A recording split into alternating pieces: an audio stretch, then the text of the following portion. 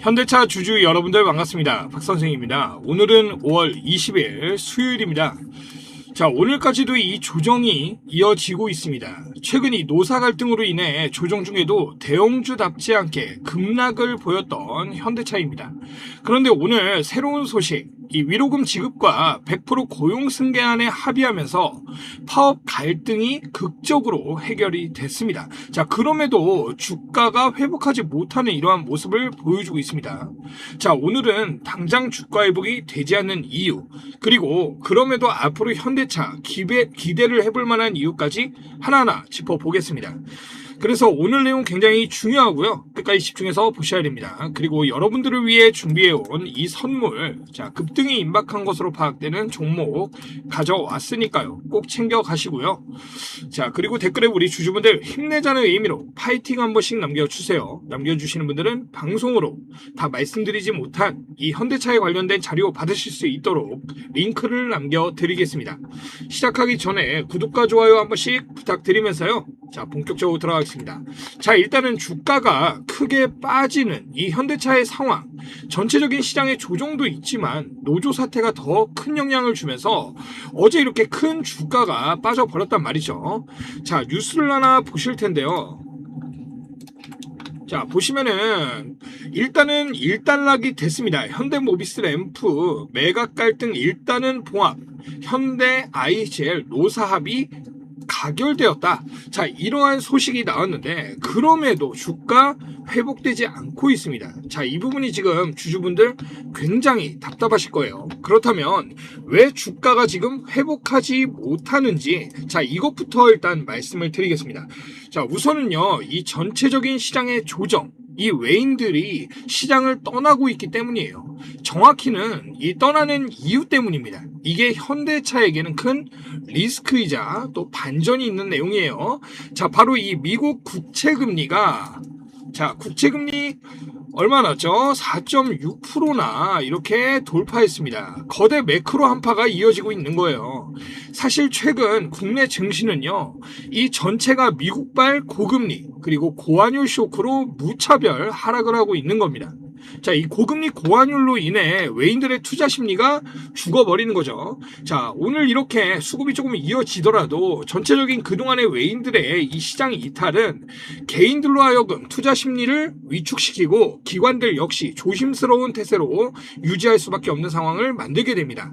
자, 특히 원달러 환율이 1,500원이라 이렇게 가까이 치솟았는데, 자, 현대차의 개별 호재와 상관없이 환차손에 죄송합니다. 환차손을 피하기 위해 이 기계적으로 한국 우량주를 계속 던지는 매도세가 이어지고 있어요.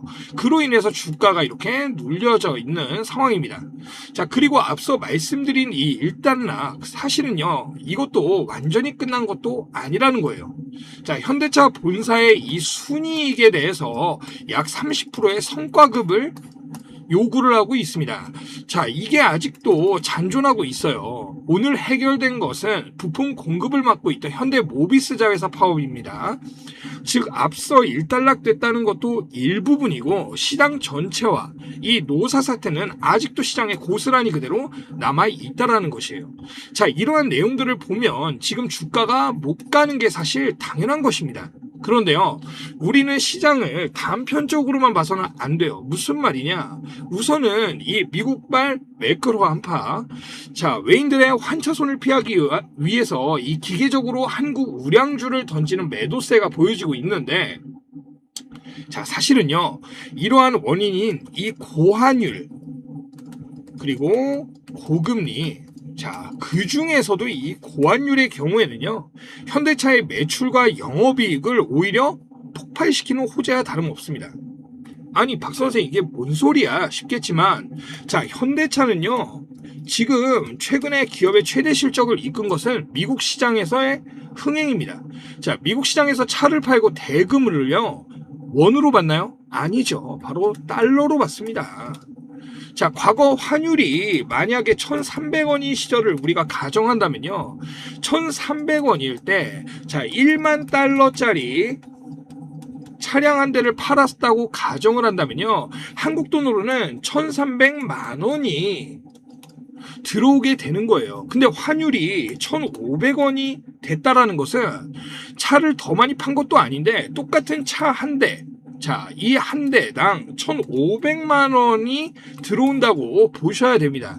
증권가 분석에 따르면요, 원달러 환율이 딱 10원입니다.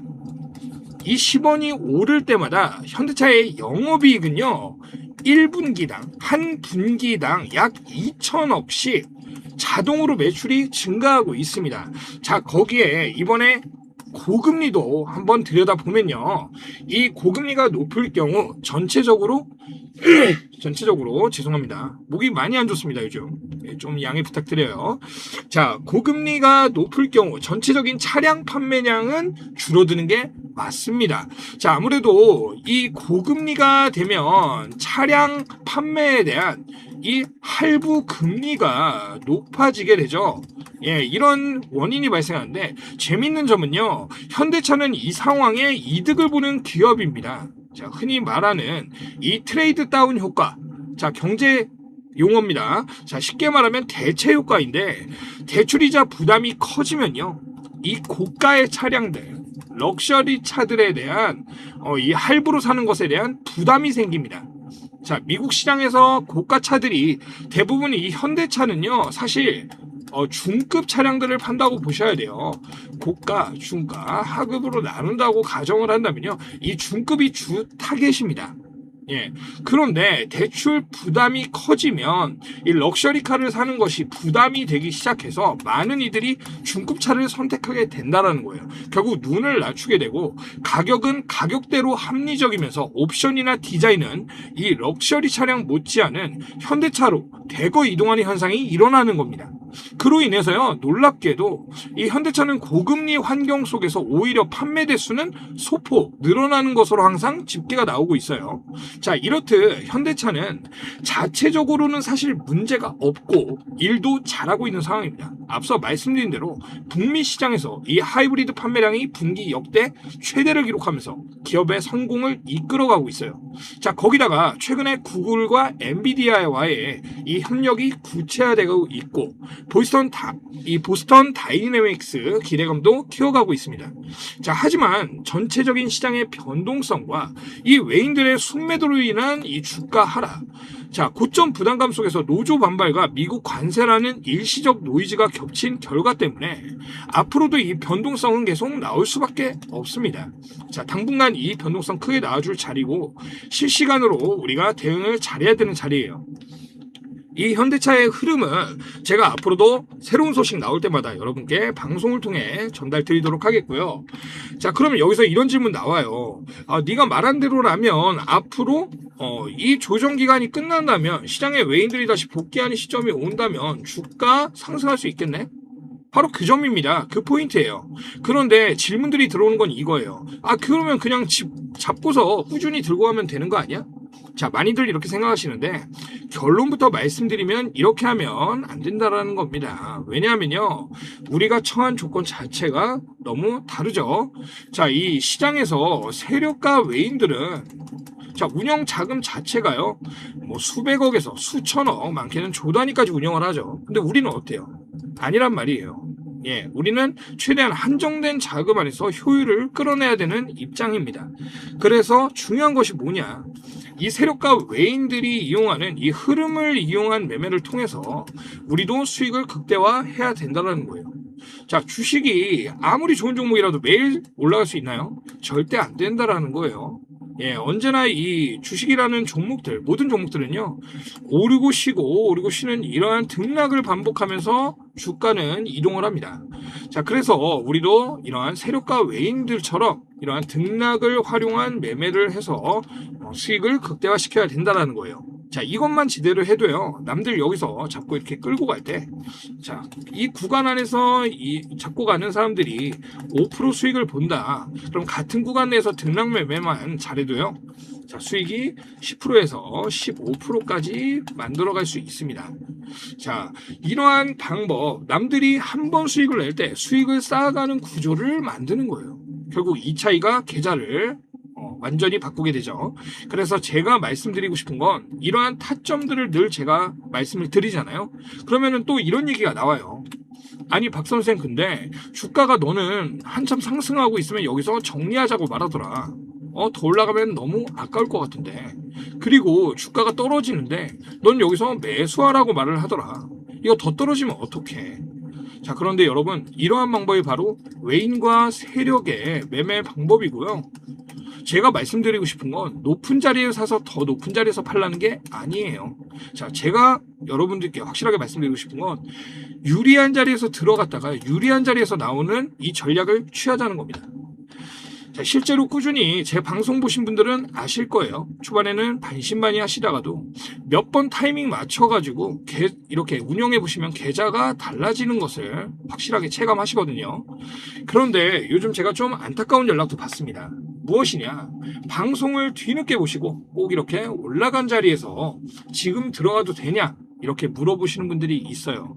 그런데 이거 솔직히 말씀드리면 굉장히 위험한 접근이죠. 자, 타이밍이 어긋난 상태에서 들어가시면요. 아무리 좋은 종목도 이 손실로 이어질 수 있습니다. 자, 그래서 제가 항상 강조드리는 게 있죠. 자, 우선은 우리가 수익 보기 위해서 하는 거 맞지만 이 수익보다 선행돼야 되는 것이 있다라고 늘 말씀드리는 게 바로 이 리스크 관리예요. 자, 여러분 수익 중요하죠. 하지만요, 일단은 잃지 않는 것이 더 벌 수 있는 길을 열어주는 겁니다. 그래서 제가 여러분들께 이렇게 매수 매도 타점들을 구체적으로 계속 말씀을 드리는 거예요. 자, 혼자서 판단하기 어려운 구간에서는요, 이러한 기준이 있어야 흔들리지 않고 시장에 대응할 수 있습니다. 지금도 혼자 대응하시다가 타이밍 놓치시고 손실 보신 뒤에 연락 주시는 분들 굉장히 많아요. 그래서 오늘은 이 부분에 대해서 리스크 관리에 대한 중요성에 대해서 한 번 더 강조를 드린 거고요. 자, 여러분들 지금 화면 위에 번호 보이시죠? 예, 종목에 물려 계신 분들이나 실시간으로 대응이 어려우신 분들, 그리고 수익을 나도 한번 제대로 한번 내보고 싶다, 이런 분들은요, 문자 한 통씩만 보내주세요. 제가 큰 약속 드리진 않겠습니다. 하지만요, 수익에 대해서는 조금이라도 단 1%라도 끌어올려 드리고 이 손실에 대해서는 1%라도 줄일 수 있는 기준이 명확한 투자의 해답을 보여드리겠습니다. 자, 위에 보이시는 번호 010-8385-3655번입니다. 이쪽으로요. 어떻게요? 딱 두 글자입니다. 행복 보내주시면요, 자, 여러분들 번호 제가 한 분 한 분 저장한 다음에요, 장중에 이러한 타점이 나올 때마다 제가 바로 장중에 실시간으로 보내드리도록 하겠습니다. 자, 제가 운영 중인 소통방에 나가는 내용 그대로 동일하게 받아보실 수 있는 거예요. 이렇게 하면 타이밍 놓칠 일 없겠죠. 자, 그리고 단기적으로 기회가 나오는 종목들, 자, 흔히 말하는 이 급등주죠. 자, 같이 챙겨드리고 있으니까요, 혼자서 답답하셨던 분들은 이번 기회에 같이 가져가셨으면 좋겠습니다. 자, 참고로 문자 보내주실 땐 꼭 이렇게 행복 두 글자만 보내주세요. 문자가 너무 많이 오기 때문에 장문으로 보내시면 제가 확인이 좀 어려울 수 있습니다. 가끔씩 본인이 가지고 계신 종목명이나 이 평단가 보내주시는 분들이 있는데, 종목 상담의 경우엔 유튜브 고정 댓글에 있는 링크로 따로 신청을 해주시고, 문자는 간단하게 이렇게 행복 이렇게만 보내주시면 됩니다. 자, 며칠 한번 문자 받아보시고요, 본인한테 안 맞는다 그러시면 편하게 차단해버리시면 됩니다. 이 투자에도요, 기법마다 맞는 사람이 있어요. 자기에게 맞는 투자 방법이 있습니다. 그래서 안 맞으면 바로바로 그냥 차단해버리시면 돼요. 대신 주식 투자하시는데 조금이라도 도움이 되셨다면 이 구독과 좋아요 한 번씩 부탁을 드리도록 하겠습니다. 자, 그리고 가끔씩 이제 문자로 소통하다 보니까요, 저한테 기프티콘을 이렇게 문자로 같이 보내주신 분들이 있어요. 아무래도 도움이 좀 되셨던 분들 같아요. 자, 그런 분들 정말 감사하지만 안 보내주셔도 괜찮습니다. 저는 마음만 받도록 하겠고요. 사실 그런 거보다 이 구독과 좋아요 한번 더 눌러주세요. 이게 저한테는 큰 힘이 됩니다. 자, 그리고 가끔씩 저한테 나오는 질문인데, 이런 질문 많이 받아요. 왜 이걸 혼자 안 하고 다른 사람들하고 이렇게 나누냐. 근데 저도 처음부터 주식을 잘했던 사람이 아니죠. 한때는 방향을 못 잡아서 계좌가 크게 흔들렸던 시절도 있습니다. 그때 느꼈던 게 하나 있는데요, 이 혼자 하면 정말 힘들다라는 거예요. 결국 이 기준도 없고 방향도 없고 결국 감정에 흔들리게 되죠. 그래서 저는 이 같이 가는 구조를 만들고 싶었습니다. 자, 적어도 혼자서 무너지지 않게 기준 잡아드리고 같은 방향 보면서 가는 그 길잡이 역할을 좀 하고 싶었습니다. 주식은 혼자 하면 너무 어려워요. 같이 해야 버틸 수 있습니다. 자, 그리고 여러분들을 위해서 준비해온 선물이 있다고 말씀드렸죠. 자, 이 선물 설명드리면 SMR 관련주입니다. 그런데 SMR 하면 다들 원전만 생각하시죠. 그런데 제가 가져온 종목은 원전이 아니고 바로 보안 관련주예요. 예. 자, 이 SMR과 원전의 차이 아시는 분들은 보안이 얼마나 중요한지도 잘 아실 겁니다. 예, 그래서 SMR 관련해서 최근 외인과 기관의 쌍끌이 시작된 이 보안 관련주 가지고 왔습니다. 예. 자, 급등이 임박한 종목이니까요. 많이들 가져가셔서 수익을 내셨으면 좋겠습니다.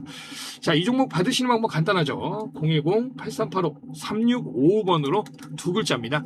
행복 보내주시면 예, 이 해당 종목에 대한 종목명 그리고 매수가, 매도 전략 그리고 자, 이 기준지도 보내드려요. 이 기준지가 무엇이냐? 사실 종목보다 저는 이게 더 중요하다고 생각합니다. 여러분께.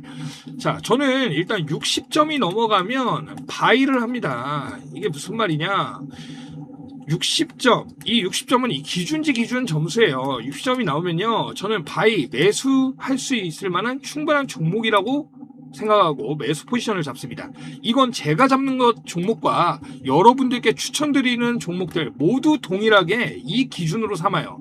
자, 내용을 살짝 들여다보면요. 우선은 한두 개만 설명드리면 재무제표를 봤을 때 우리가 재무제표를 보면 우리가 알 수 있는 거 일단은 밸류 알 수 있죠. 기업의.